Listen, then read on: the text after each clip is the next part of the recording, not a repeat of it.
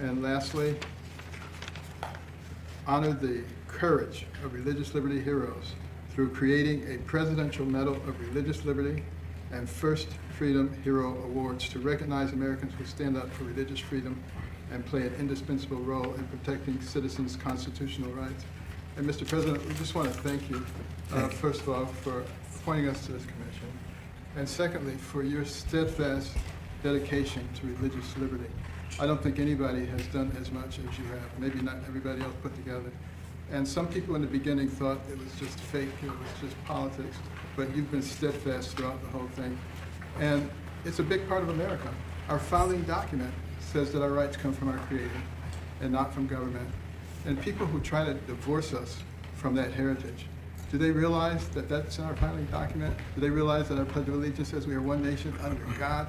Do they realize that many courtrooms in the land on the wall it says in God we trust?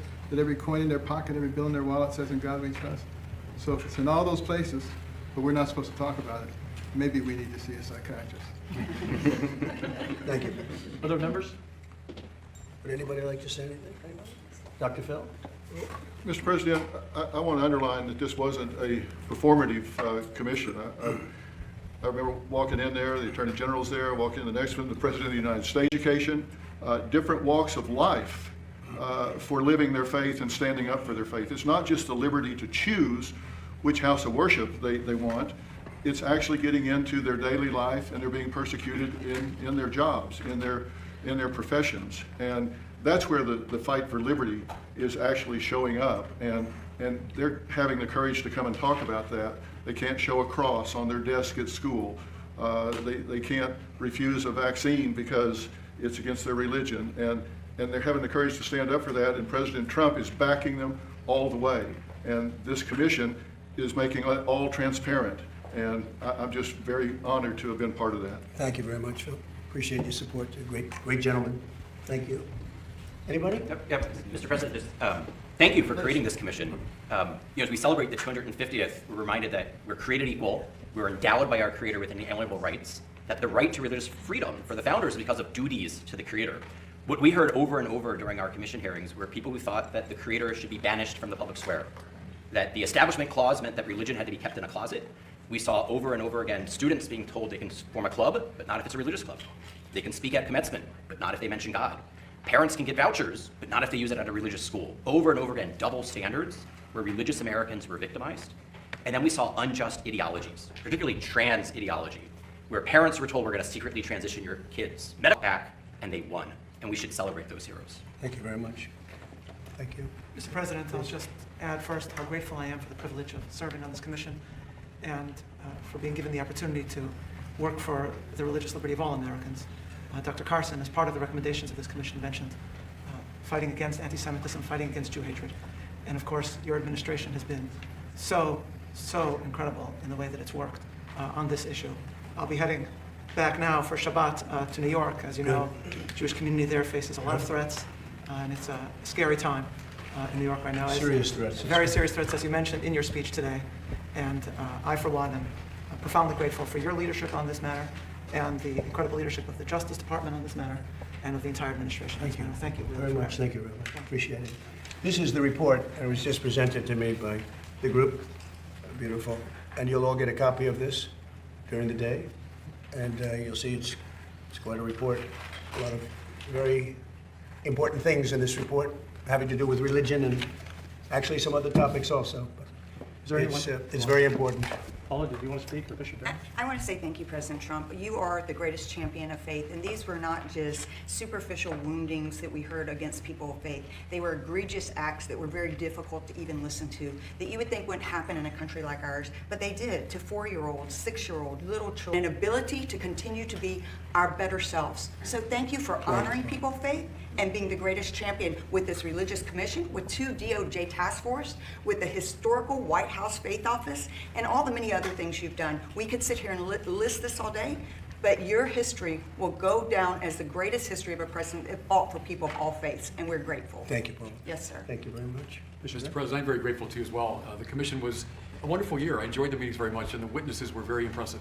People that we heard. I'm struck as I stand in this historic place looking over the portrait of James Madison. We spend a lot of time talking about the First Amendment. No one in this commission wants an established religion, but we all want the free exercise of religion. We sense that being limited in different ways.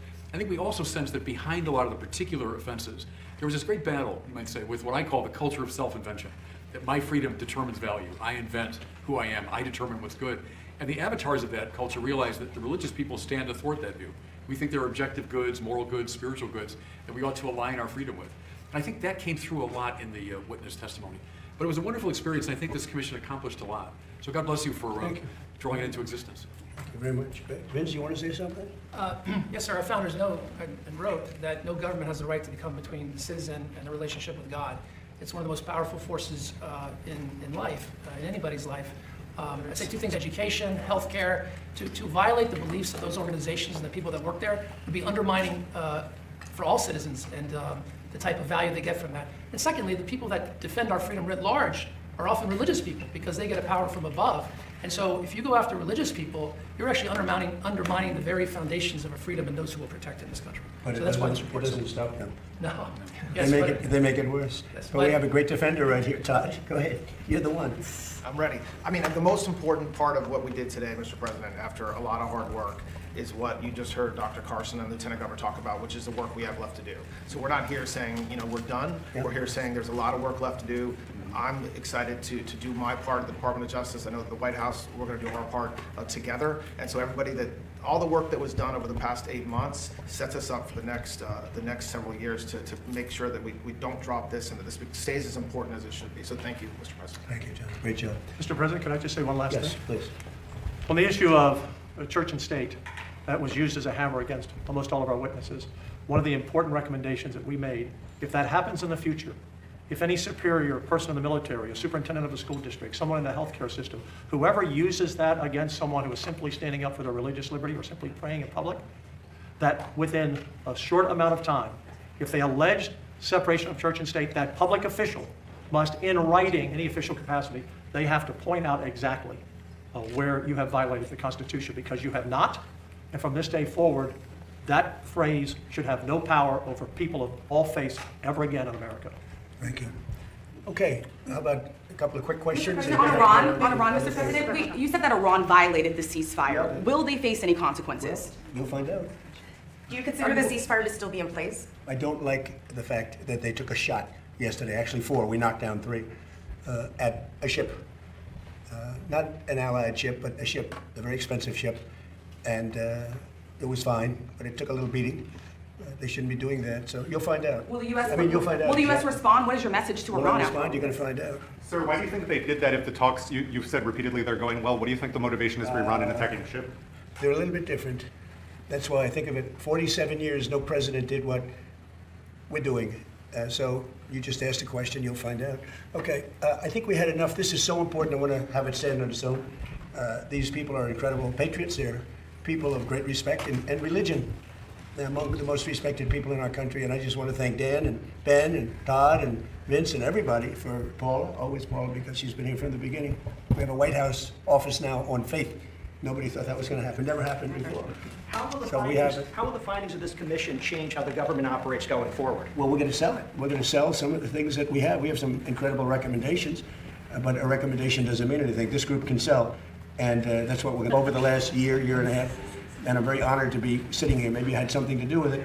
But they've made some very strong recommendations, and now we have to convince people to adhere by those regulations. Thank you very much. Thank you, Press. Thank you, Press. Thank you, guys. Thank you, Press. Thank you, Press. Thank you, guys. Thank you, guys. Thank you. Thank you, Press. Keep moving, please. Thank you, Press. Thank you, guys. Keep moving, please. Thank you. Thank you, guys. Please move. Thank you. Thank you, guys. Keep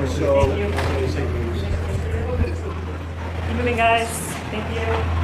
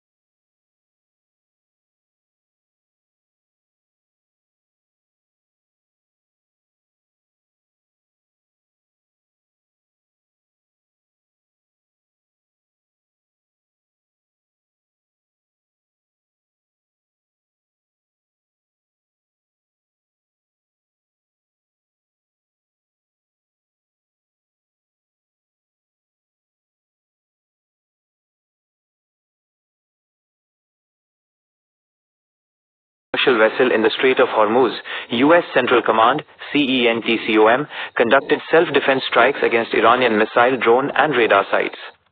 Tensions remain high as the U.S. navigates complex diplomatic efforts with Iran, alongside ongoing regional instability involving Israel and Lebanon.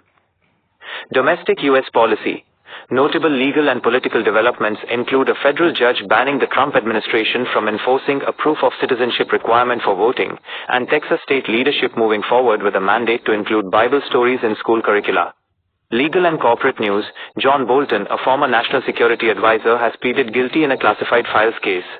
Additionally, Johns Hopkins University has announced layoffs due to federal funding cuts, and a former Meta executive has filed a lawsuit regarding her new memoir, Careless People. You can access live coverage, breaking news, and on-demand segments through the Fox News official website or by using the Fox News app available on mobile and television platforms. This video provides an example of the breaking news coverage and political reporting available through the Live Now from Fox platform.